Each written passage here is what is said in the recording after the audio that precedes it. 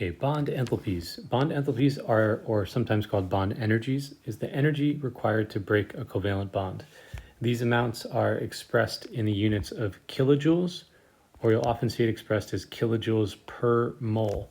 Trying to get too thrown off by the per mole value. A mole is a unit that's used in chemistry to talk about large numbers of particles. So you can essentially interpret kilojoules per mole as telling you the amount of energy per molecule. So we're not going to work with moles in this first unit. If you stick around and do the fourth unit of the year in the chosen subject of chemistry, then you'll be introduced to the mole and mole calculations there. But for now, just think of it as a way of comparing energy amounts per molecule or per bond, as opposed to per mass, like per gram. Instead, we're talking about how much energy is released or is gained per molecule involved. Okay, a bond enthalpy is also, think of it as a way of measuring the strength of a covalent bond. Stronger bonds will require more energy to break. And then if we think of a bond breaking as requiring energy, or we have to put energy in to break a covalent bond, when bonds form between atoms, then that same energy amount that it took to break the bond will actually be released when bonds are formed. So let's see what that means in an example down here.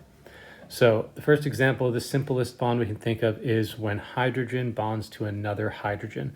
So that's a hydrogen to hydrogen single bond. So in our Lewis structures, we would have drawn it maybe like this, or we can also draw it like this, right? That's a hydrogen to hydrogen single bond. So the value in the data table that you're going to see below is that the bond enthalpy for the H to H bond is 436 kilojoules per mole. So think of it as it takes 436 kilojoules to break that bond. So 436 kilojoules is required or must be absorbed to break the H to H bond. So this is a chemical equation that shows that process. I can see they're bonded on the left, and then on the right, I can see the separated atoms. And the value for that is 436 kilojoules. Now you'll notice that there's a positive sign. Positive sign means endothermic, if you'll remember. And endothermic means that the energy has to be put into the system to make that happen. So this is an energetically uphill process. Okay, so this is a positive value. This is energy uphill. Okay, if we reverse the reaction and we show two hydrogen atoms that are separate coming together to form a bond, so now we're showing bond formation instead of bond breaking. In this case, 436 kilojoules of energy is released when that bond is formed. And so to imply that the energy is released, notice what happens to the enthalpy change value over here. Instead of being a positive value, it's now a negative value. So in chemistry, and anytime we're talking about energy, if you see a negative sign, the negative sign is equivalent to the word released.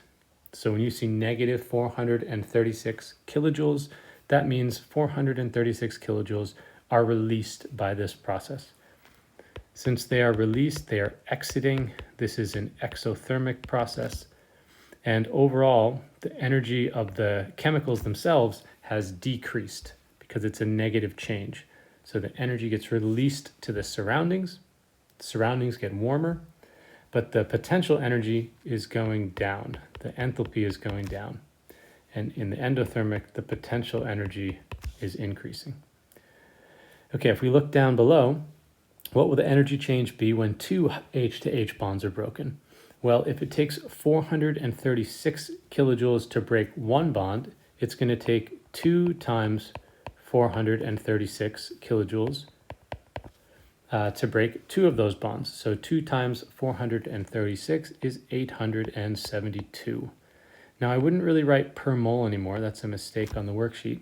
It should really just say kilojoules now, since now it's actually 2 molecules instead of 1 molecule. So it's not really correct to say kilojoules per 1 mole. We would just say kilojoules. That's a minor detail.